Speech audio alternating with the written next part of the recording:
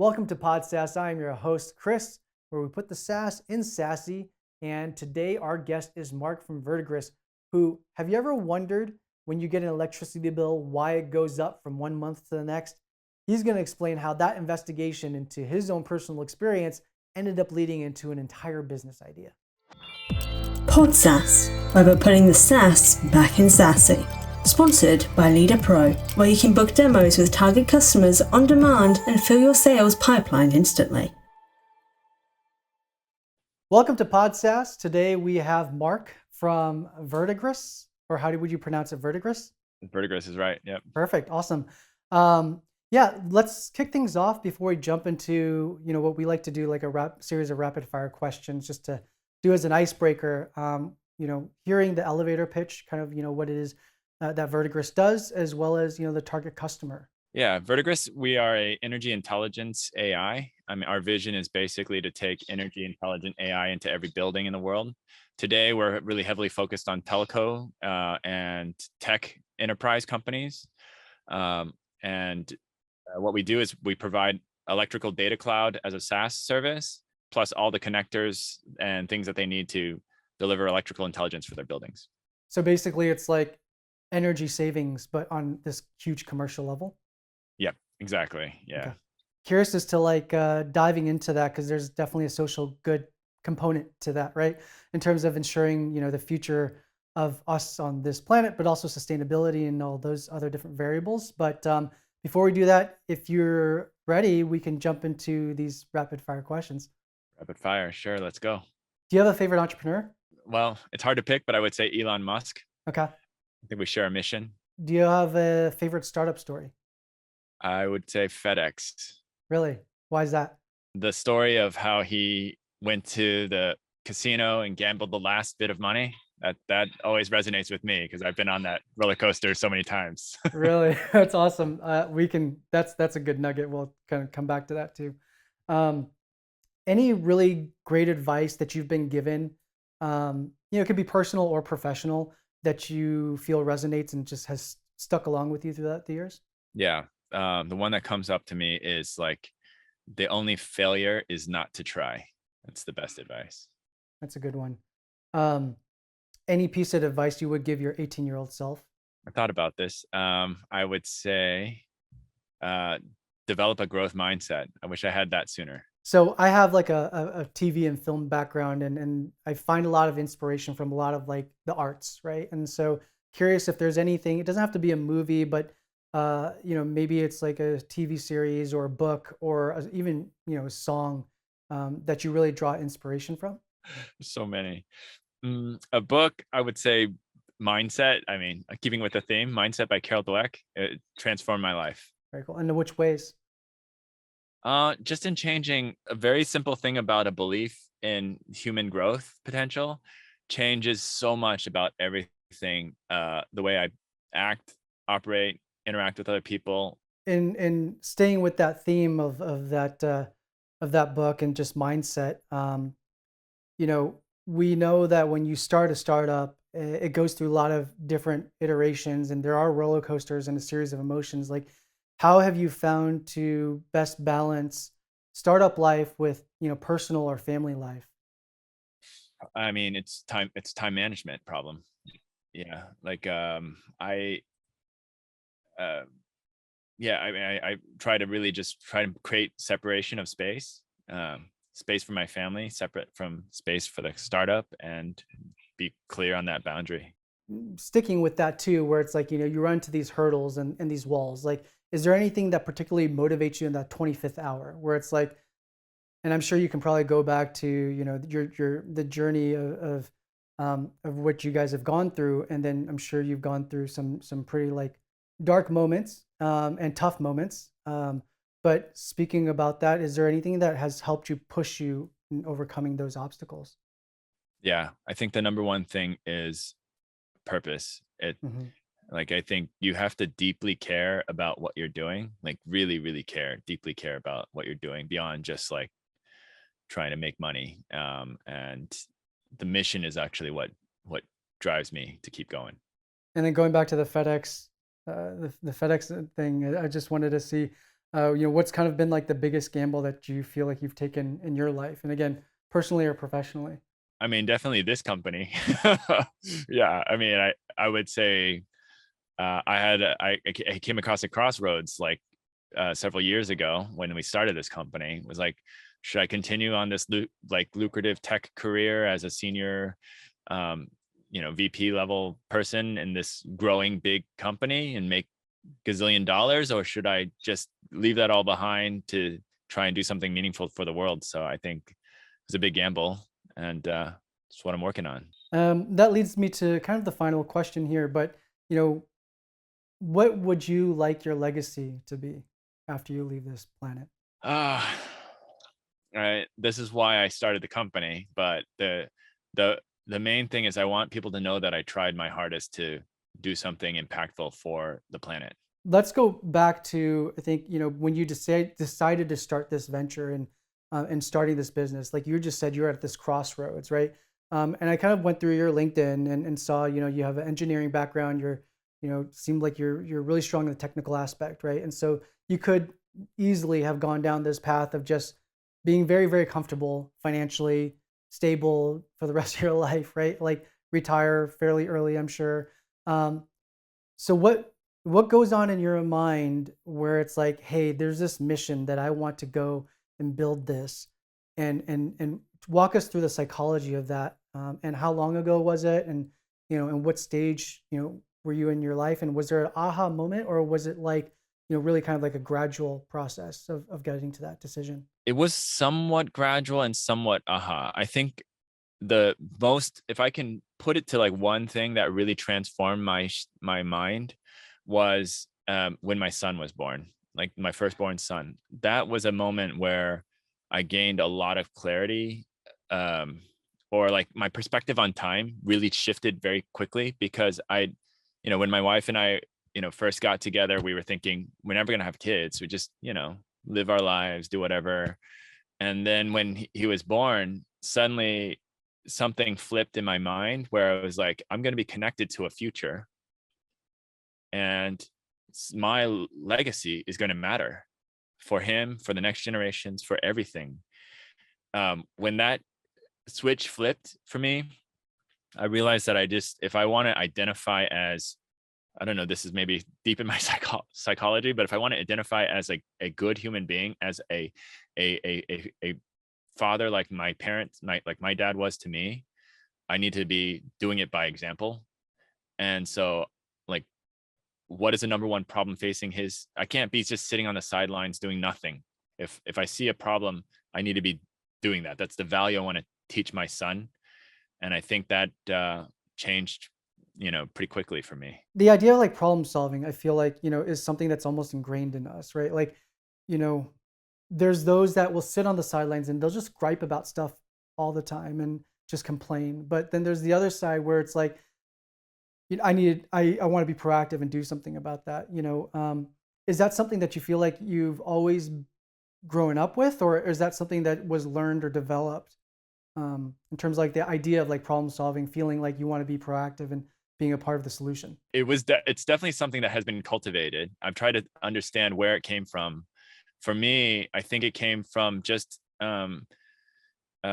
even like early on, I wanted to figure out how things worked. That led me down the path of engineering. And I think the path of science and engineering and figuring out how things work actually gave me some tools to think about how to analyze, solve problems, want to solve problems.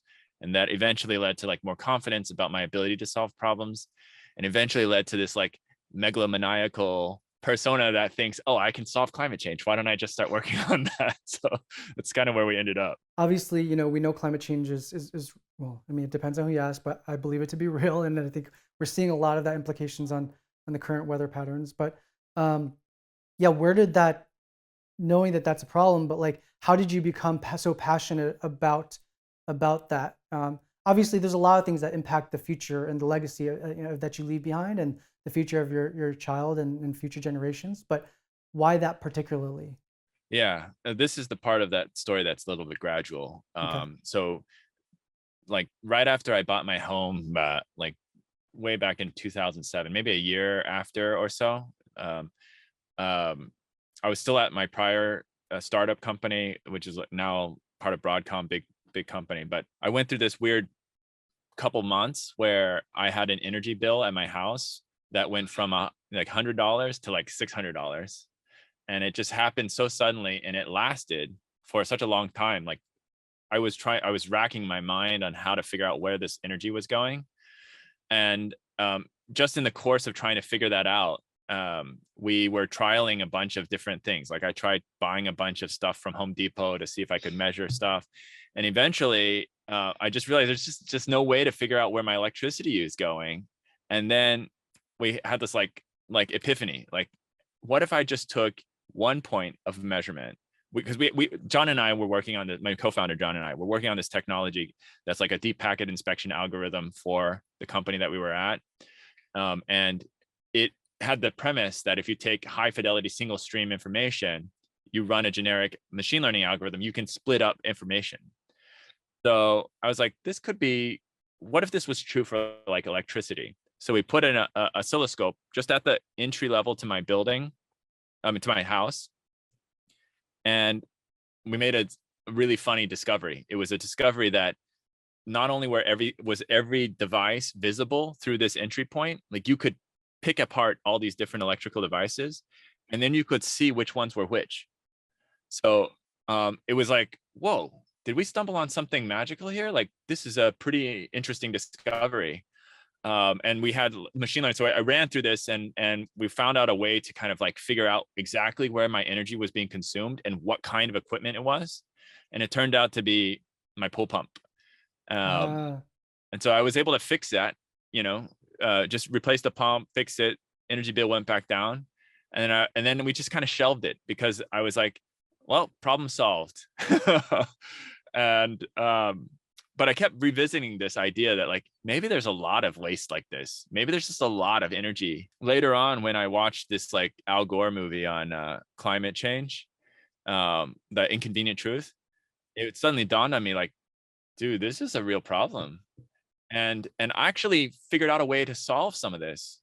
Like a while back, we had this thing that we could do. Like, maybe I should think about how to use that to help. And so then, eventually that converged into like, all right, let's take this technology that we shelved that's not doing anything, and let's try to help people with it. You chose to go the more like, I guess, to the commercial route versus the consumer route. And so what is the rationale behind that? Because I could use the consumer version of that, because I've seen my electricity bill just go fluctuate from a few hundred to 1,000 to back down. And so it's crazy in terms of like that visibility. It doesn't exist on the consumer level for sure. The market space was just so immature that it didn't really make sense to try and attack it from a residential perspective. And so we were just thinking, well, maybe there's like really big buildings that are doing this too. And as we talked to more of them, we became convinced not only was this a real market, but there's real problems that haven't been solved by industrial tech in this space. So through that discovery process, did you guys already formalize the business at that point, or was just kind of doing the research prior to actually launching the business? Yeah, it was a little bit of research prior to launching the business. I mean, we thought we had a potential market segment to target, and but it was really after doing like a half year to a year of solid customer discovery and business development that we said, okay, we actually have a thesis on this market that we can solve a problem for, and we went and launched the business after that. You talked about making this jump from corporate, or like not corporate, but like a more cushy executive, further along startup, right? That you could have probably cashed out on and done well on. But then making that decision to go into here and starting this business from scratch. I feel like you had, obviously you come from the domain expertise, you had some real life proof points around this problem before actually like putting a lot of resources, time, money, what have you, into launching this business. But once you make that decision, what were the next steps for you to actually start the business? Where were you on product? Did you have to, obviously, like you have to make this user friendly in some way. So how long does that take till you get to your first customer? These are all the mistakes that I made. There were so many mistakes. This is what people want to know, right? Like, I mean, there's no real hacks. I feel like at the end of the day, it's just like trial and error. And those that fail so many times to become professional failures find the hacks, right? So I think like Yeah. that's essentially what it is. But yeah. Yeah. I mean, I think the first thing was like convincing my partner Eureka to like let me quit my job, and you know, like I said, well, let me just give myself this much time. I mean, we have enough cash, we have enough savings. Let me give myself, a year to figure this out. And that was not a year. Yeah. but each time we had a little bit of something that was promising, that was a change. I mean, there was just like so many little pieces that I think added up to that momentum of keeping it going and doing something. So I think there was a customer development piece, there was raising capital, there was like building out some of the core prototype stuff, because we knew conceptually that the technology was real, but then we had to demonstrate it. So we had to build. So before we were able to raise like first round of money, like institutional money, we had to prove the technology pieces. We had a first customer before we raised. So it was, so we had like two customers that validated the business problem for us before we raised. But it wasn't a lot of money that first round. And this was, back before these Series Seed and A rounds got to like big numbers. So you guys go out, you have 2 customers, you have some social proof, you go out and raise some money. And, from, let's just say from the day that you guys incorporated the business to then, I guess, like getting to like market fit validation, right? Or you internally feeling between you and your co-founder that you guys have market fit validation. How long is that period? And what gives you that, that confidence that you guys did have market fit? Oh man. Okay. More mistakes. So this one was, I think it was years. In fact, I would say, I mean, arguably, even though we have what I think is like strong market fit validation today, it's still something that I'm constantly tweaking. We're constantly tweaking and iterating. I don't think you can ever get to a stable state where you're like product market fit, perfect, 100%. I think there were 2 things that really helped me. One of them was this kind of repeatability of customer problem we kept seeing with some of the customers that we were in, that we were able to get money for and proof. It took a long time because after we started to go after bigger and bigger enterprise, we started to see all these different other competing objections. And so it's really hard to separate what is a enterprise challenge and versus what is actually a product market fit problem. Creating that distinction was pretty difficult. So it's like very confusing for a period of couple years to say like, do we actually have product market fit validation or not? Like these were like kind of question marks. But one thing that I think really helped was there's this test that we read about. It's like, what you ask your customer, how upset would they be if Verdigris just went away? And if you can get, of this group of people that you've been working with, 40% of them say like, I can't live without that, then you have some evidence, like quantifiable evidence that you have product market fit.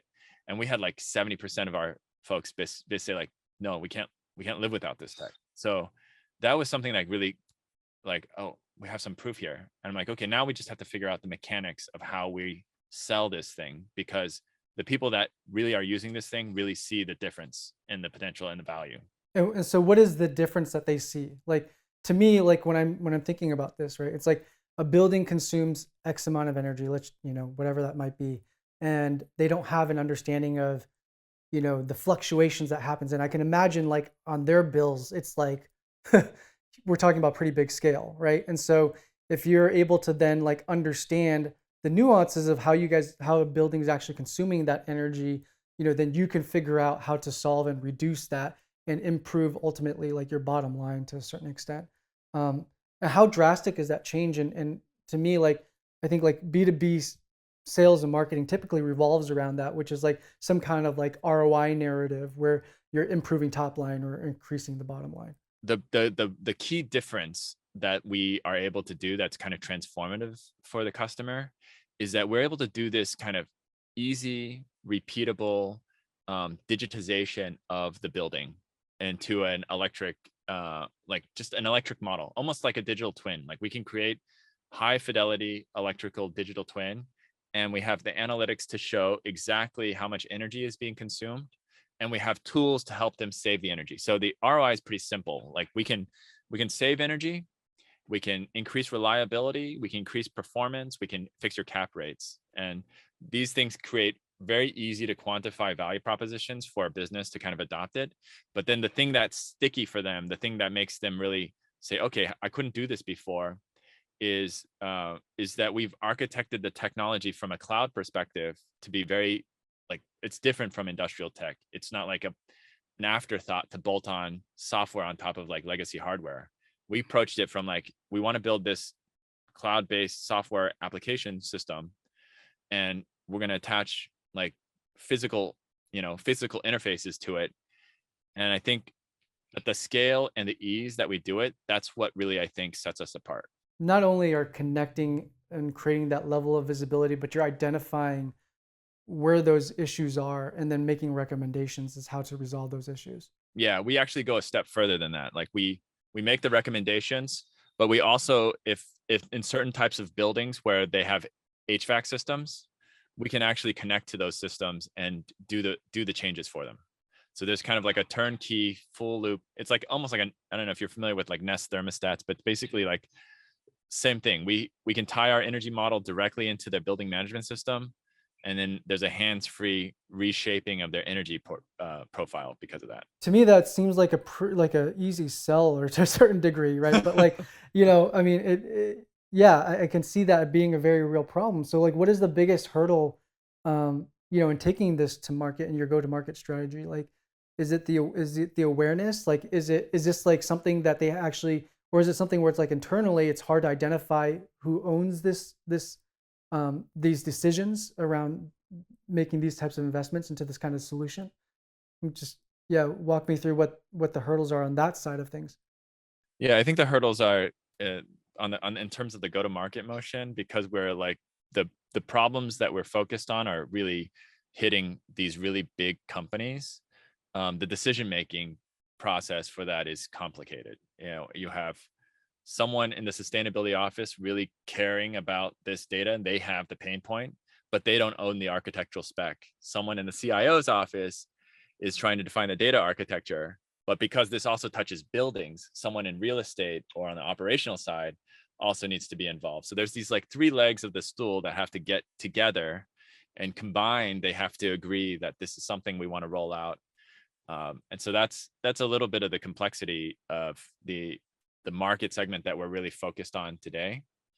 And it is where we're getting like the most meaningful traction. This is another one of these like really challenging SaaS business things, is how much do you put effort behind the thing that's feeding the business today versus where we're seeing this SMB market that's a little bit of a shortcut. Like we can sell to a commercial REIT or a hotel and close that sale super fast. It's a small amount of money, but we can close that deal fast, but we also don't want to like cannibalize the effort that we're putting into like the core thing that we're doing.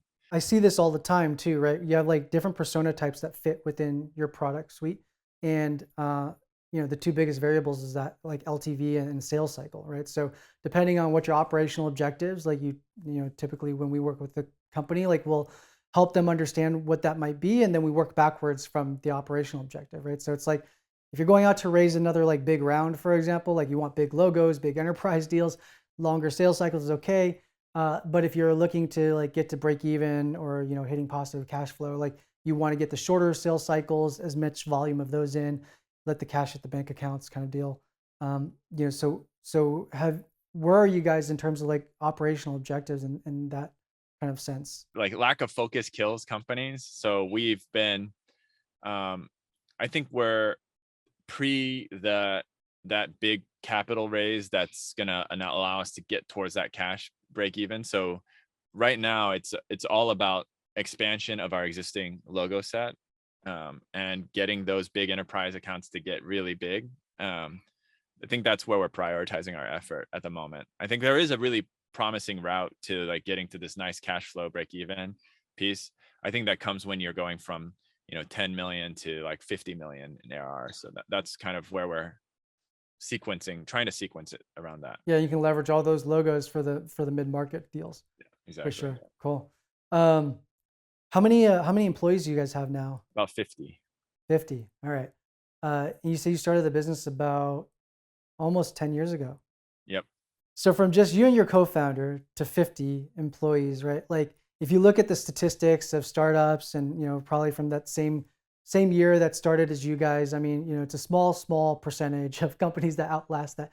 Like have you ever like taken what's your level of awareness or like appreciation for just like what you've been able to accomplish thus far? I know as a founder, you always think about all of the other things and how many more things you have to do, and you're sitting on the mistakes. But like at the end of the day, you've kind of surpassed if you're talking about the rest of the pack, quite a bit of them, right?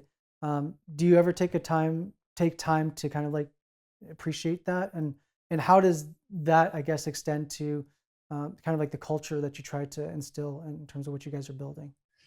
Oh, no, great questions, Chris. People outside of the company looking in do say things like, man, congratulations on what you've accomplished. And there is this very real feeling tied into my persona. It's like, we haven't scratched the surface of what we want to do. It's like, we still have so much, I haven't changed anything, and so yeah, on the one hand, I think there is a culture of appreciation in the organization, and there is a culture of reflection, but I think we're also a very, I don't know if this is, I was debating between Elon Musk and Jeff Bezos, and one of the things I really like about Jeff Bezos is that it's always day one, and I think that's the hunger that's in our company. We don't get complacent, even if we do get a success or we do get a win. We're still like, this is not going to be enough. We got to go faster, got to go harder.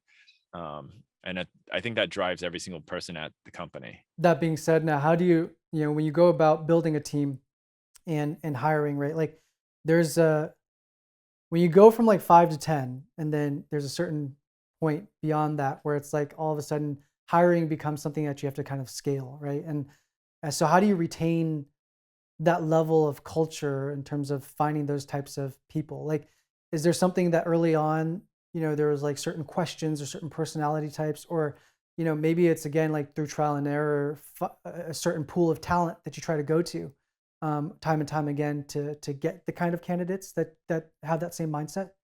Yeah, that's a great, I can always tell that when someone asks this question, it's like, you've been on my side. Yeah, of course. I have been. I mean, yeah. Otherwise I wouldn't be. Yeah. That's why I'm curious about all these things, right? Like to me, I'm crowdsourcing the greatest, all these different founders and listening to their stories and crowdsourcing a lot of learnings from that. So. Yeah, and it's a really, really important question. It's one that I don't often get, but when I do get it, it's like hiring and culture. It's like one of the most important things I think a company can do. I think that has been pounded into me. It's actually not something I started with as a thesis when I started a company, because I jumped from another startup to this to found this one, but it has now quickly become, in the beginning it quickly became something that I realized, oh my God, this is so critical. And there was a really formative experience with one of our co-founders, which I won't say too much about because it was kind of messy, but in the separation of that one co-founder, the rest of us, there was 3 of us that stayed behind. We got together and we said, what was it that caused this fracture? And we really examined that carefully, like really tried to spend time to deeply examine why this didn't work out, what was wrong. And it came down to values that we had that were different. And that was so critical because then we took the time to actually write it all down. So we wrote down 7 values that serve now as like the cultural tenets of Verdigris. And those 7 values, we found a way over time to like ask the right questions in a interview that teases up whether this person actually truly values the same things that we value. And that has become like the central part of our hiring process. We have it's kind of a borrowed from this book called Who, which is like Hiring Smart or something. But um, that book really opened up my eyes to like, there are certain questions you can ask. There are certain behavioral questions you can ask. There's certain kinds of like, describe this situation, what you would do in this situation, that reveal how people think about these values. And yeah, we adapted that. That's one of the biggest parts of our interviewing process. And and we protect that vehemently. Like anyone who becomes a part of our hiring process or does this, we train them on how to do this interview. We tell them exactly what to look for as signals and signs. And then that becomes part of our scorecard. It's the number one thing. Like, do these people have the shared values of Verdigris? Is that part of who they are? So that begs the question, what are these values? Yeah, there's seven of them. The first one is about mission orientation, where like we believe in climate change, climate science, that this is the purpose of the company, that we're out there trying to put that thing above everything else. Like, it's sort of like, does this person have the right team above self, company above team, mission above company mindset? That's kind of the first value. The second one is process and results. Like, is this person process oriented, where they're going to think about how to stamp and repeat the same thing over and over again and learn and iterate on that, versus I'm just going to get this thing done and slap it on, because there's differences in that approach. The third one is about feedback. So if they're not taking feedback, receiving feedback, staying humble to that and incorporating that, they can't really grow.